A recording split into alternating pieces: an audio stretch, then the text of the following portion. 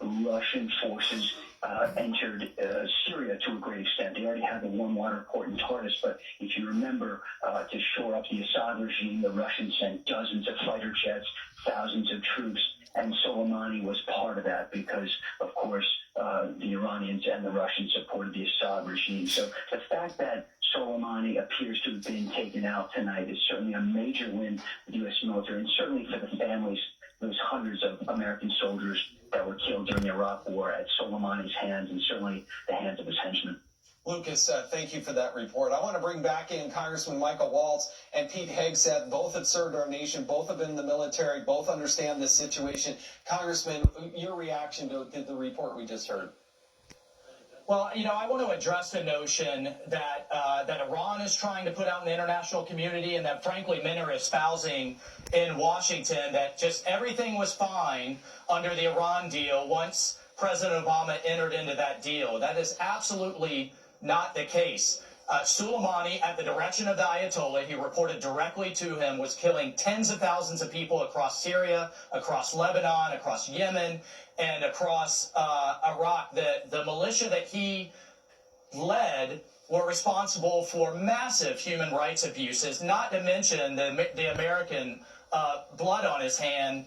And I think for the president to pull out of a deal that was going to eventually lead to an Iranian nuclear bomb while they were conducting terrorist activities, while they were building a missile program, was absolutely the right move. If there's anyone who has escalated this program or this problem, it was Iran killing an American just a few days ago. And if I could just say one quick thing there, if we could please stop referring to him as an American contractor, as though he was some type of lesser individual. It was an American, period. And whether you're a soldier or civilian, it doesn't matter. And I think, again, this was absolutely the right move. It was long overdue, and it's been kind of out there under multiple administrations. This president, whether it was moving the capital to Jerusalem or whether it was other things that he promised, promises made, promises kept, he is not going to put up with this kind of activity, and he's not going to put up with an American embassy being stormed, period. Yeah, and one of the disgusting things I saw on the television there were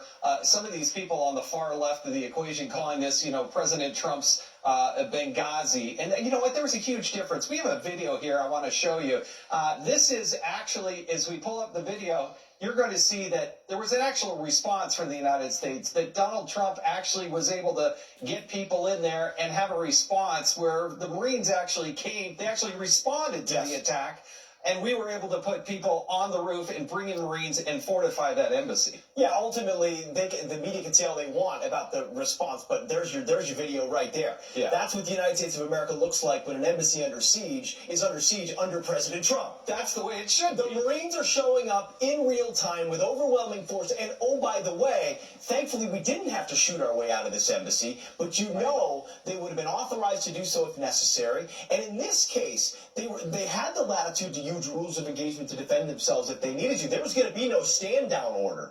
But they had the discipline to realize we don't need to get drawn into negative propaganda on somebody else's terms. You know what we'll do? You're going to trash our embassy? We're going to wait a day or two. We're going to find out where Soleimani is, and then we're going to put him in the grave. And I've got my phone right here while you've been talking, Jason. The amount of people reaching out to me who I served with, they said this is about as big as bin Laden. This is about as big as Baghdadi. What Congressman Waltz is saying is entirely correct. The amount of American blood on his hands, what he's done in the world to spread terrorism against our allies in Israel, against our allies around the globe, against American citizens across the globe, cannot be understated. Now, it doesn't mean, and I think this can't be understated either, this doesn't mean our response needs to lead to a ground war, needs to lead to a shooting war. And that's immediately where the media is going to go. And this president was elected to say, I will not get involved in endless wars that have no end in sight.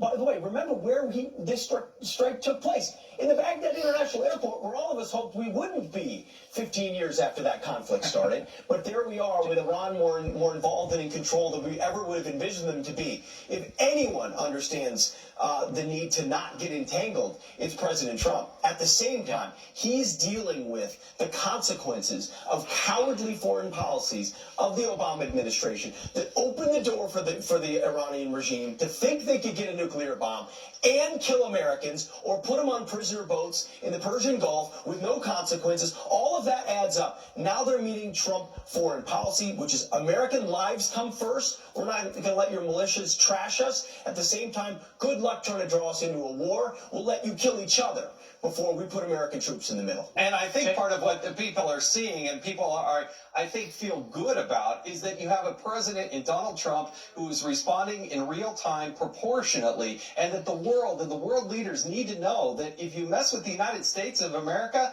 Donald Trump's got our back, and that the military is going to work seamlessly with our intelligence community and the State Department and everybody we possibly can. We don't want war, but we are going to defend ourselves, and we are going to fight back, and we're going to take out the appropriate leaders if need be. Now, hopefully calm will prevail, but Iran better get the message that you're